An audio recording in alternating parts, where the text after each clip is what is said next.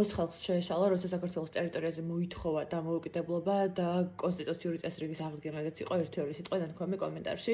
მადლობა პირველ რიგში კომენტარის ავტორს და ორივე თემაზე მინდა გავაკეთო პატარა კომენტარი. პირველ რიგში ოს ხალხს ნამდვილად შეეშალა, როდესაც გადაწყვიტეს, რომ 20 და 50 წლის მანძილზე რეალურად დამორჩილებოდნენ იმ პროპაგანდისტულ მანქანას, რომელიც მუშაობდა კოლონიზაციის პოლიტიკით საქართველოს ტერიტორიაზე და ასე ვთქვათ, მოინდომეს ყველანაირი ისტორიული საფუძვლის გარშე გამოეცხადებინათ, ჯერ მოითხოვათ რუსეთთან მიერთება და მოგვიანებით ყალბი დამოუკიდებლობა გამოეცხადებინათ აგვისტოს ომის შემდეგ და მიმდებარე წლების განმავლობაში მუდმივად მიყვებოდა ამ ნარატივს პერიოდულად, როცა მდგომარეობები მწვავდებოდა ქართულ-რუსულ მხარეს შორის და თუმცა ამას დაკავშირებით მინდა ერთი მთავარი კომენტარის გაკეთება, რომ ამ შემთხვევაში გარდა იმისა, რომ უსებს სადაო აქვთ მხოლოდ ალანის ტერიტორია ჩრდილოეთ კავკასიაში ავტონომია მათ რომელიც აქვთ, რომელიც ისტორიულად რეალურად მართლა ეკუთვნით.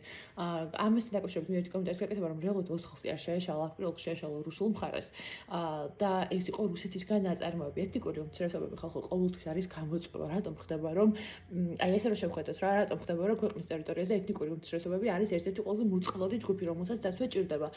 აი ეს არარაციონალური შიში, რომელიც მე დამახინჯებული სახით აირეკლება ხოლმე შოვინიზმში, ეთნოცენტრიზმში, რასიზმში უკიდურეს ფორმაში, ანუ რეალურად ეს ყველაფერი მოდის უცხოს შიშისგან, ხო? იმიტომ რომ არსებობს საფრთხე, ანუ რაღაც მხრივ ეს შიში, რომელიც მე დამახინჯებული სახით კიდევ ერთხელ რასიზმი ხდება ხოლმე და შოვინიზმი, თავდაპირველად ჩანასახში რაციონალური შიშის ელემენტს ატარებს, იმიტომ რომ ეთნიკური უმცირესობა ყოველთვის საფრთხის მატარებელია ქვეყნის შიგნით. თუ არ ხდება სწორი კონტროლი პოლიტიკური ელიტების მხრიდან, სწორად ყურადღების გამახვილება ამაზე, ასეთ შემთხვევაში ყველა ტიპის ეთნიკური უმცირესობა საფრთხეს წარმოადგენს. თქვენ რა გქონიათ მხოლოდ ოკუპაცია დღეს საქართველოს გამოწვევა, რუსეთის მხრიდან საქართველოს 20%-ზე მეტი და თურქეთის მხრიდან ინდონის ოკუპაცია, რომ უბრალოდ ტაუკლაჯესე დღეს ჩვენი პოლიტიკური ელიტები ხმასაც ვეღარ იღებენ, ვერც ოპოზიცია და ვერც მთავრობა, მარტო ეს ორი გქონიათ ჩვენი გამოწვევა არა. რეალურად დღემდე მიმდინარე პერიოდში არის არაერთი ეთნიკური ჯგუფი, რომელსაც მიხედვით ჭირდება, რომელსაც ჭირდება რომ ქართული ენა ასწავლოთ, ჩართოს სოციუმში.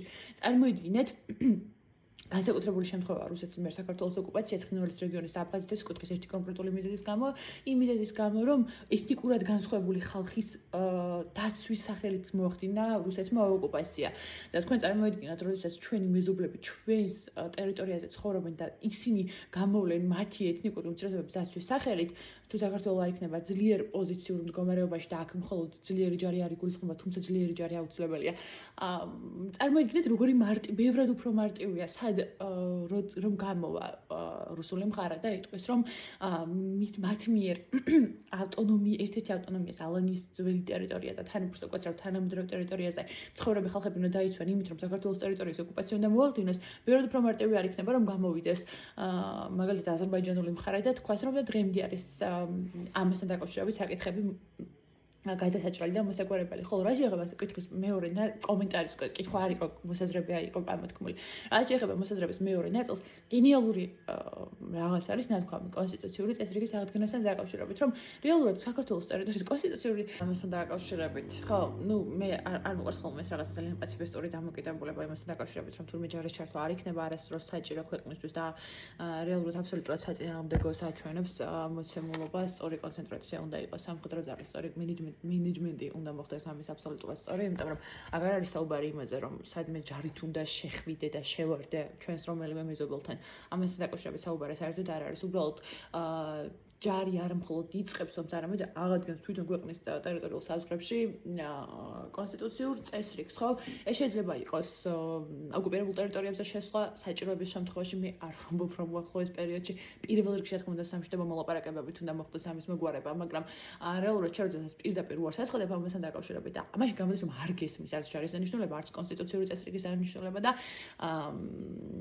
ცოტა რაღაცა გაურკვევლობაში იმყოფები და ეს აუცილებლად სისხლის ხრასთან არ არის დაკავშირებული.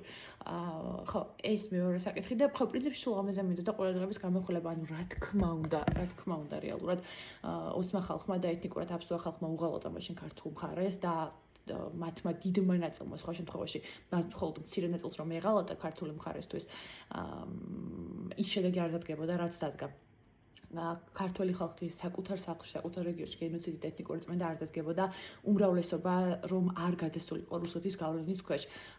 თუმცა არ უნდა დაგვაუწყდეს რუსული ფაქტორიც. რეალურად ისტორია ცოტა ისეთი კომპლექსური საკითხია, მორალური თვალით შეხედვა ყოველთვის არ გამოდის ხოლმე, მაგრამ ფაქტია, რომ მე არ ვამბობ, რომ უმეტესობამ და მე არ ვამბობ, რომ ყველა, მაგრამ ფაქტია, რომ საქართველოში მცხოვრებმა ეთნიკურმა უმცირესობებმა, როგორიც იყვნენ ეთნიკურად აბსუაღ და ეთნიკურად ოსი ხალხი, მათ უღალატა ქართულ მხარეს იმ სახელმწიფოს, რომელმაც ისინი შეიფარა, მათზე იზრუნა, გასაქანიმს დაიცვა ისინი, საკუთარი მოქალაქეებით ექცია ეპყრობოდა, შერეული ოჯახები იყო საქართველოს ტერიტორიაზე. ფაქტია, რომ მათმა მნიშვნელოვანმა ნაწილმა, მე არ ვამბობ, რომ ყველამ, უღალატა და გაწირა ქართული მხარე და მოითხოვა რუსეთზე მიერთება. პირველივე განცხადება უკვე მისახედი იყო, მაშინ როდესაც პირველივე განცხადება გაკეთდა რუსეთთან მიერთებასთან დაკავშირებით.